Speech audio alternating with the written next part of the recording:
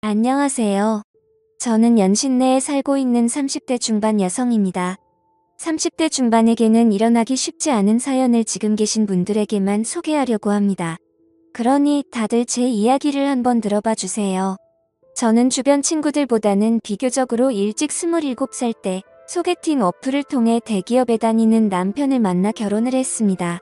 연애 기간이 짧아서 아이는 천천히 가지기로 생각했고 결혼 생활을 하면서 큰 문제 없이 달콤하고 짜릿하게 보냈습니다. 여느 때와 다를 게 없는 피부만 스쳐도 두 볼이 발그레해지던 신혼부부 시절, 시댁에서 문자 한 통이 왔습니다. 지금 생각해도 정말 소름이 돋는 얘기를 보았는데요. 그 소름 돋는 내용은 바로 도련님을 신혼집에서 같이 한 집에서 살게 하는 것이었습니다. 도련님과 같이 한 지붕 아래에서 살게 되는 것도 문제이지만 더 큰 문제가 하나 있었습니다. 평소 도련님의 행동에 문제가 많았습니다. 회사를 다니면서 노래방을 자주 드나들었고 그 외에도 입에 담기 힘든 일들이 더 많았어요. 처음 상견례 자리에서 도련님을 만났을 때와 결혼식에서의 도련님 옆자리의 여자가 바뀔 정도로 여자 관계가 좋지 않았죠. 하지만 애인 한 명에게 완전 잘못 걸려서 호되게 당한 이후로는 정신을 차리고 직장도 좀 더 점잖은 공무원으로 전향해보겠다고 했어요. 아무래도 공무원 준비생들이 많이 있는 노량진이 서울에 있다 보니 시댁에서는 마음먹고 시작한 만큼 제대로 된 곳에서 해볼 수 있게 해줘야 되지 않겠냐고 하는 것이었습니다. 속에서 천불이 났지만 아무것도 할 수 없었어요. 시댁에서 도와달라고 하고 생활비로 300만 원씩 매달 준다고 하니 따로 할 말이 없었지만 아시다시피 지금은 돈의 문제가 아니었던 거였죠.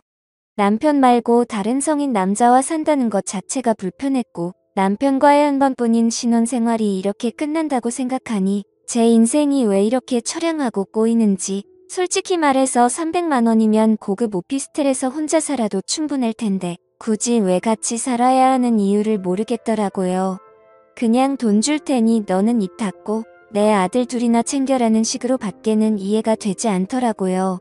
이런 취급을 당해도 지금 집도 시댁에서 해준 집이라 뭐라 할 말이 없었고 평소 경제적인 지원을 많이 해주고 계셨던 부분이라 쉽게 거부할 수 없었습니다.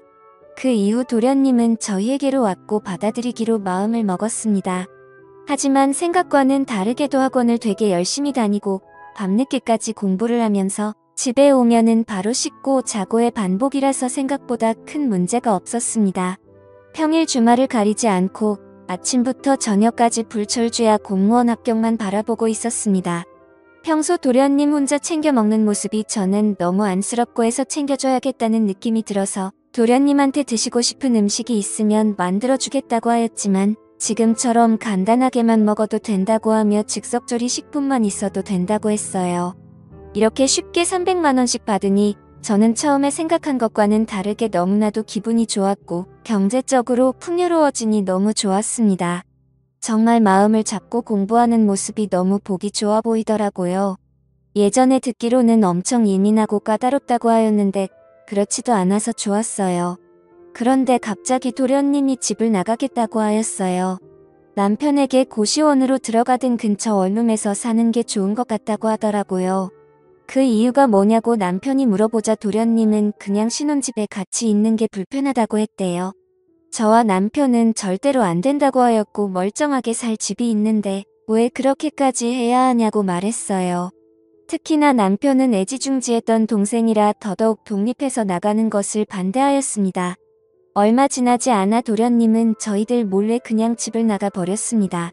이유라도 알고 있으면 저희가 고칠 텐데 답답할 노릇이었어요.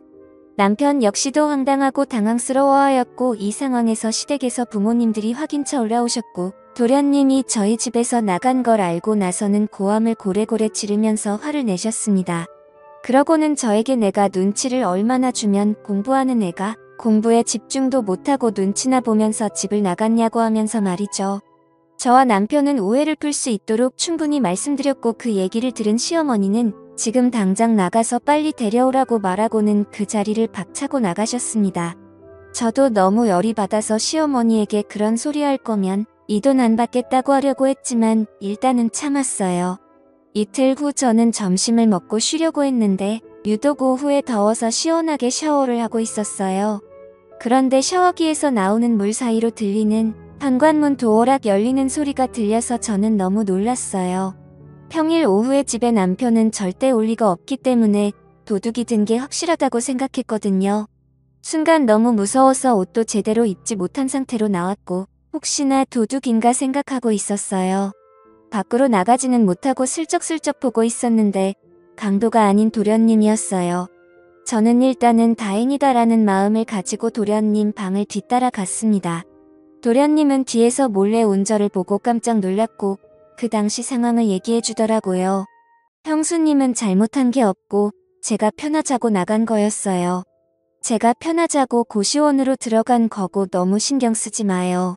라고는 얘기하지만 뭔가 너무 답답해하는 표정으로 머뭇머뭇 말을 아끼더라고요. 그래서 저는 하고 싶은 말 있으면 말을 해줬으면 좋겠다라고 말하였어요. 그러더니 도련님은 저에게 시원한 맥주 한 잔만 달라고 하였고 저는 바로 술 냉장고에 넣어둔 맥주를 꺼내서 드렸어요. 도련님은 얼마나 답답했는지 그 자리에서 맥주 한 캔을 다 마셨어요. 그러고는 집 나간 진짜 이유를 말해주더라고요. 이유를 들은 저는 너무 민망해서 몸둘 바를 몰랐어요. 그 이유는 바로 매일 밤마다 저와 남편의 사랑의 속삭임 때문이었어요.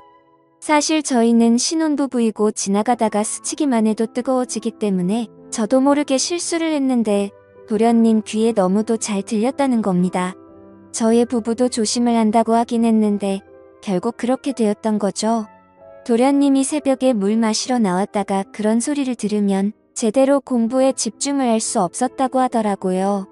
특히 제 소리를 들으면 심장이 터질 것 같고 그 생각에 펜을 잡기가 힘들었다고 하더라고요. 아직 혈기왕성한 나이라 몸과 마음이 너무 힘들어서 그랬다고 하니 제가 다 미안해지고 그랬답니다. 앞으로는 조심하겠으니 들어와서 살라고 하였어요. 저는 어떻게든 남편이 오기 전까지 도련님을 집에 있게 하기 위해서 시간을 끌어야겠다는 생각을 했고 필사적으로 못 나가게 하려다 그만 사고가 나고 말았습니다. 도련님과 손을 마주잡고 있는데 갑자기 도련님은 형이 너무 부럽다며 형수님 같은 완벽한 여자와 사는 사람이 어딨냐고 미치도록 부럽다고 하였어요. 그러면서 갑자기 저를 좋아해왔다고 말했습니다.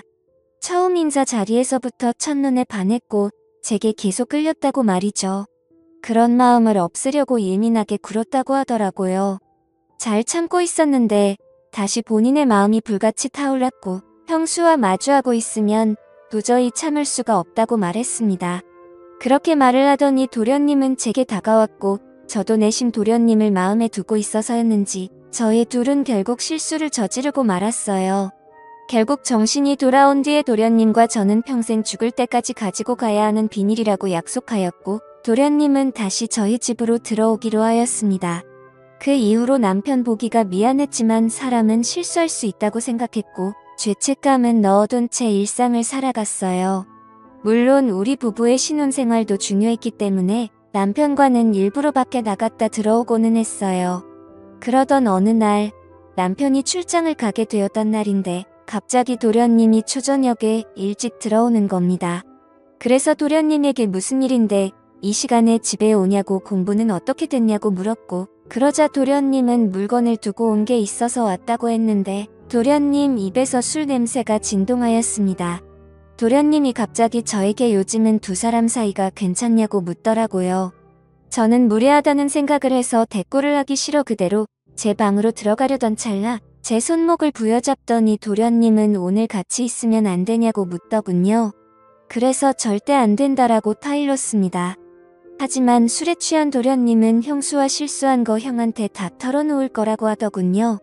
그 말을 듣는 순간 저도 그날 너무 열이 받아 큰 결단을 내리고 이혼을 각오로 남편에게 전화를 했습니다. 그리고 얼마 전 실수를 했었던 일들을 하나도 빠짐없이 말하였고 도련님의 계속된 요구에 나도 흔들릴 수도 있을 것 같은 게 사람 마음이다 라고 말했습니다. 남편은 이 말을 듣자마자 출장을 취소하고 집으로 들어오더라고요. 도련님은 이미 집에서 나가고 도망간 상태였고 남편은 제게 욕을 퍼부었고 당장 짐 싸서 나가라고 소리쳤습니다. 어쩔 수 없이 집에서 나와 저는 친정집으로 가게 되었고 며칠 뒤 남편에게서 연락이 오더군요. 도련님과는 의절하고 살거라고 말했고 저와는 이혼을 하자고 말하더라고요. 남편이 용서해준다면 앞으로 2번 다시는 절대 그럴 일 없을 거라고 싹싹 빌었지만 남편의 마음은 굳건했습니다. 그래서 저는 울고 불며 계속 용서해달라고 빌었고 제 모습에 남편은 일단 조금만 더 생각을 해보겠다고 하네요. 정말 어떻게든 이 상황이 지나갔으면 좋겠습니다. 남편에게 큰 죄를 지은 것 같아 너무 미안하네요. 말도 안 되는 거 알지만 잠깐의 실수가 결국 이 사단을 만들어버리네요. 그냥 비밀로 할 걸 괜히 말했나 하는 생각도 듭니다. 지금까지 제 사연을 들어주셔서 감사드립니다.